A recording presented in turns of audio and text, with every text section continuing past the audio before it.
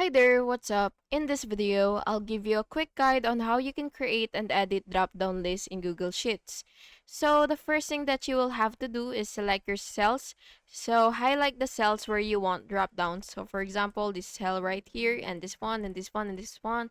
And now what you will do is you will open data validation. So go ahead and click data, and you will look for data validation, which is right here. So just go ahead and look for that. And now what you will do is choose the drop down type, and which is it should be right here.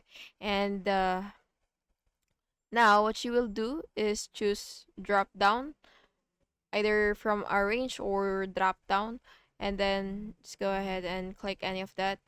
And now what you will do is you will type your options manually. So for example, paid, and another item for let's say pending. So now what you will do once you've added your items is you will edit or update the drop down. So by the way, click done once you're done. And now what you will do is again edit or update the drop down. You can select the cell, and then you will just have to click this. So it really depends on you. So as you can see, now we have options for the drop down. And yeah, that's basically just how you do it.